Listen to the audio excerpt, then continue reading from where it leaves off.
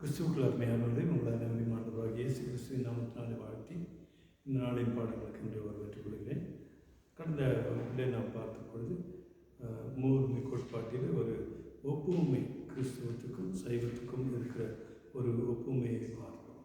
சைவ கிறிஸ்தவ இலக்கியங்களிலே வெளிப்படுத்தும் மூர்மை கோட்பாட்டில் இருக்கிற ஒப்புமை கூற்றுகளை பார்த்தோம். இன்னும் சில காரியங்களை மேற்கொண்டு பார்க்கலாம். இதில் போன வகுப்பிலே நாம் பார்த்த பொழுது இயற்கை இறைவன் பற்றி பார்த்தோம். அந்த இயற்கை இறைவன் எப்படியாக அமைந்திருக்கிறார், ஓம்காரம் என்ற ஓம் அந்த காரியங்களை பார்த்தோம். அதனுடைய கூட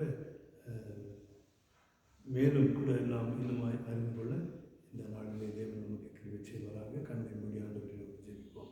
வருஷத்துக்குள்ள நல்ல ஆண்டவரை இந்த அருமையான நேரத்துக்கு நமக்கு நன்செலுத்துகிறோம், ஸ்தோத்திரிக்கிறோம்.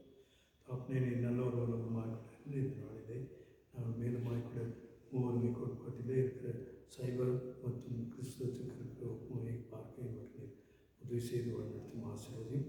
ஆவியானவர்களுக்கு உதவி செய்து வாழ்நடத்தும். துதிக நமக்கு அனைத்து முக்கிய இயேசு முறைக்கும் நல்ல தாவனே ஆமீன். கிறிஸ்துக்கள் அருமையானவர்களை மீண்டுமாய்க்கூட வாழ்த்தி இந்த வகுப்புக்கு எடுத்துக் கொள்கிறேன். இந்த நாளிலுமாய்க்கூட மூவருமை கோட்பாட்டில் ஒற்றுமையை பற்றி நாம் பார்க்கிறோம். சைவத்துக்கும் கிறிஸ்தவத்துக்கும் இருக்கிற ஒற்றுமை இந்த இடத்துல பார்க்கும் பொழுது குமாரனின் பிறப்பை குறித்து சைவம் என்ன சொல்கிறது, கிறிஸ்தவம் என்ன சொல்கிறது என்பதை பார்க்கலாம். சைவம் கூறும் குமரக்கடவுளான முருகப்பெருமான் பிறப்பும், கிறிஸ்தவம் கூறும் குமரக்கடவுளான இயேசு பெருமான் பிறப்பும் ஒப்பு நோக்கத்தக்கன. இலக்கியங்களின் அடிப்படையிலேயும் புராணங்களின் அடிப்படையிலேயும் ஓங்காரமாய் சப்தமாய் சொல்லாய் இருந்தவன் உருவக்கடவுளாய் உருகொண்டு வந்தபோது ஆண் பெண் சேர்க்கையினால் உருவாகாத முறையில் காட்டப்படுகின்றான். குமரக்கடவுளாகிய முருகன் ஆண் பெண் உறவினால் பிறந்ததாக கூறப்படாமல் இருப்பது நோக்கிற்குரியது. எனவே கிறிஸ்தவ திருமறையான திருவிவிலியம் குறிப்பிடும் குமார கடவுளான இயேசு பெருமானின் கன்னி பிறப்போடு முருகப்பெருமானின் பிறப்பும் ஒப்பிட்டு நோக்கிற்குரியன.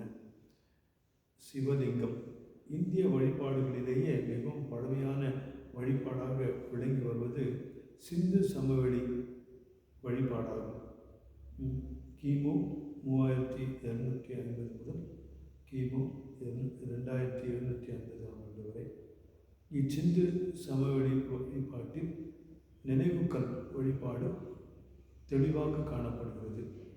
இப்பழமை வாய்ந்த வழிபாட்டில் காணப்படும் நினைவுக்கல் வழிபாட்டிலேயே சிவலிங்க வழிபாடு என்று குறிப்பிடுகின்றனர். சிவம் ப்ளஸ் லிங்கம் சிவலிங்கம். சிவம் என்றால் அன்பு என்று பொருள், லிங்கம் என்றால் அடையாளம். இதனை அன்பும் சிவமும் இரண்டென்பர் அறிவிலார், அன்பே சிவம் என்று யாரும் அறியலார் என்று சொல்லி திருமூலர் மந்திரத்திலே நாம் பார்க்கிறோம். 257வது மந்திரம். என்னும் அடிகளால் அறியலாம். இதன் அடிப்படையில் இச்சிவலிங்கம் என்னும் சொல் அன்பாகிய கடவுளை நினைத்து வைத்த குறி என்பதே ஆகும். பெத்தேல் திருவிவிலியம் தொடக்க நூல், அதாவது ஆதியாகமம் 28, 18, 19, சீகேம்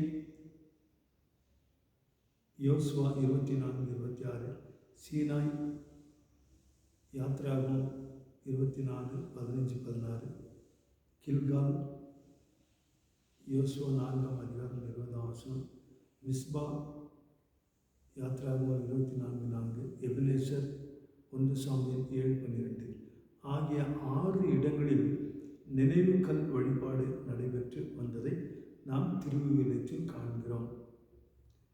திருமறையில் இறைவன் யெகோவா என்று எபிரேய மொழியில் குறிப்பிடப்படுகின்றார்.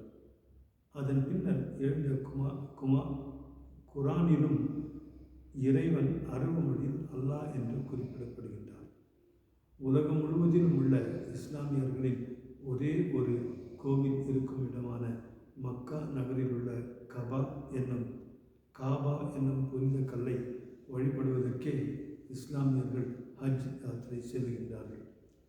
இப்ராஹிம் அவர்கள் வணங்கிய முறையை சிறிதும் மாற்றாமல் வணங்கி உரிமை பாராட்டும் இஸ்லாமியர்களின் மக்காவில் உள்ள காபா என்னும் கருப்புக்கல் வழிபாட்டு முறை தமிழர் அல்லது திராவிடருடைய வழிபாட்டு முறை என்பதை சற்று கூர்ந்து நோக்கும் எவரும் எளிதில் புரிந்து கொள்ள இயலும். கடவுளின் பிள்ளை இறந்து உயிர் பெற்றதை இஸ்லாமியர்கள் ஏற்றுக்கொள்ளாமையால் அவர்கள் காபா வழிபாட்டில் பலியிட்டு வருவதை இன்றும் நாம் மக்காவில் காணலாம். எனவே இஸ்லாமியர்களின் கல் வழிபாடு, காபா, திருவிவிலியத்தில் உள்ள நினைவுக்கல் வழிபாடு இவை யாவற்றிற்கும் அடிப்படையாய் இருப்பது சிந்துவெளி நாகரிகத்தில் உள்ள திராவிடர்களின் சிவலிங்க வழிபாடு என்பதை வரலாறு தெளிவாக காட்டுகிறது. சிந்துவெளியின் புதைப்பொருள் ஆராய்ச்சி சிவலிங்க வழிபாடு அங்கு இருந்ததை தெளிவாக விளக்குகின்றது. நினைவுக்கல் அல்லது சிவலிங்கம், பலிபீடம், கன்றுக்குட்டி ஆகிய காளை அல்லது காளை இம்மூன்றையும் சைவ கோவில்களில் காணலாம். இம்மூன்றையும் ஒன்றாக வைத்து வழிபடும் நிலையின் பழமையான வரலாற்றை விவிலியம் காட்டுகிறது. இவற்றுக்கு பலியிட்டு வழிபட்டது ஒரு நிலை. ஆய்வில் முன்னரே குறிப்பிட்டபடி பழைய ஏற்பாட்டில் நினைவு கல்லை வழிபட்ட நிலையில் ஒரு காலகட்டத்தில் நினைவு கல்லுடன் பலிபீடம் அமைத்து பலியிடப்பட்டது. யெரொபெயாம் என்னும் இஸ்ரவேல் அரசன் இவற்றோடு கன்றுக்குட்டியையும் வைத்தார். ஆக இஸ்ரவேலர் வழிபாட்டில் நினைவுக்கல், பலிபீடம், கன்றுக்குட்டி ஆகிய மூன்றும் இடம்பெற்றன. 1 ராஜாக்கள் 12ஆம் அதிகாரம் 28 முதல் 33 வரை. இந்த இஸ்ரவேலர் வழிபாட்டில் இடம்பெற்ற கன்றே நந்தியாகும் என்று அறிஞர் கூறுவர். கிறிஸ்தவ மறையின் முதல் புத்தகத்தில் எல்லாம் வல்ல முழுமுதற் கடவுளுக்கு எலோகிம் என்னும் பெயரே நனி சிறந்ததாய் சால பழையதாய் எடுத்தாளப்பட்டிருக்கின்றது. இப்பெயர் என் என்னும் சொல்லிலிருந்து வந்ததென கிறிஸ்தவ வேத ஆராய்ச்சி வல்ல புலவோர் உரை கூறுகின்றனர். அல்லது மோசே அல்லது மோசே என்னும் அடியார்க்கெதிரே கடவுள் தோன்றி யான் ஆபிரகாமுக்கும் ஈசாக்குக்கும் யாக்கோபுக்கும் எதிரே காட்சி தந்தபோது எல் சடை என்னும் பெயரிட்டேனே என்று அருளி செய்த சொற்றொடரில் எல் என்னும் பெயரை நன்கு காண கிடைக்கின்றது. எல் சடை என்னும் பெயரில் காண்ட சடை என்னும் சொல் சிவபெருமாற்கு சிறந்த பெயராக தமிழ்நாட்டில் வழங்கும் சடையன் என்னும் சொல்லும் ஒன்றில் ஒன்றாயிருத்தல் பெரிதும் நினைவு கூறுவதாகும். மேலும் யாக்கோபு என்னும் அடியவர் இறைவன் அவரை நேரே பெற்று அவனை தொழுக்குறியாக ஒரு குவிந்த கல்லைனை நிறுத்தி அதன் மேல் எண்ணெய் சொரிந்து அதனை பெத்தேல் என்னும் முதல்வன் இருக்குமிடம் கோவில் என்று பெயரிட்டு வழிபாடாற்றி வந்ததையும் ஆண் என்னும் ஊரிலிருந்து பகவன் கோவில்கள் ஆண் கன்றினை நந்தியை இஸ்ரவேலர் மரபினர் வணங்கி வந்தமையும் பலிபீடங்களின் மேற்குன்றாத்தி வேட்டு வழிபட்டமையும் இஸ்ரவேலர் மரபினரின் குருமார்கள் ஒளி வடிவின் அடையாளமான குவிந்த மணிக்கற்களை மார்பில் கட்டி கொண்டிருந்ததையும் ஆராய்ந்து பார்க்கும் நடுநிலையாளரெல்லாம் கிறிஸ்தவ சமயத்தினர் தம் முன்னோர் செய்த போந்த முதற் கடவுள் வழிபாடும் தமிழ்நாட்டினர் செய்து போதரும் சிவ வழிபாடும் ஒன்றேயாம் என்று உணராமல் போவாரோ என்று மறைமலை அடிகள் தமது சிவஞான போத ஆராய்ச்சியில் சுட்டிக்காட்டும் செய்தி 1981ஆம் ஆண்டு பிரசுரமானது. பக்கம் 155, 156 இவைகள் சிந்தனைக்குரியதாக இருக்கும். மேலும் பைபிளில் யாக்கோபு என்பவன் காட்டு வழியில் சென்றபோது தான் தெய்வ கனவு கண்ட இடத்தில் ஒரு கல்லை நட்டு அதற்கு கடவுள் வீடென்று பெயர் கொடுத்து அதன் மீது எண்ணெய் சொரிந்தான் என்று கூறப்பட்டுள்ளது. தெய்வ கல்லின் மீது வெயில் மழை படாதபடி கொட்டகைகள் போட்டு வழிபடுவோர்க்கும் சுற்றி வருவதற்கும் இடம் அமைத்த போது மலையாளத்து அம்பலம் போன்ற கோவில்கள் அமைந்திருக்க வேண்டும்.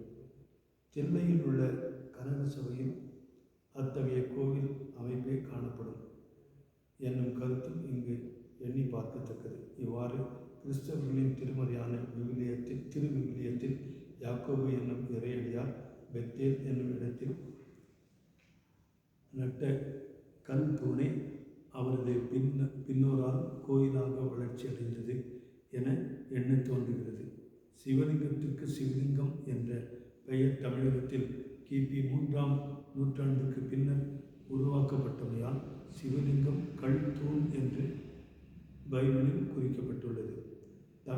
தமிழில் சிவன் என்று கூறப்படும் முழுமுதற் கடவுளை வெளிப்படுத்தும் சிவலிங்கம் ஆகிய அடையாளம் புதிய ஏற்பாட்டில் சிவலிங்கத்திலிருந்து சிவகுமாரனுக்கு மாறுகின்றது. கடவுளின் மகனாகிய அல்லது சிவகுமாரனாகிய இயேசு பெருமான் ஜீவனுள்ள கல் என்று குறிப்பிடப்படுகின்றார். பழைய ஏற்பாட்டில் கல் தூண் அல்லது சிவலிங்கம், புதிய ஏற்பாட்டில் ஜீவனுள்ள கல்லாக குறிக்கப்படுகின்றது. தெய்வநாயகம் அவர் எழுதிய பரிசுத்த ஆவிக்கு ஒரு கோயில் என்ற திராவிட சமயம் பத்திரிகையில் வெளியானது மார்ச் 99ஆம் ஆண்டில். பக்கம் 8.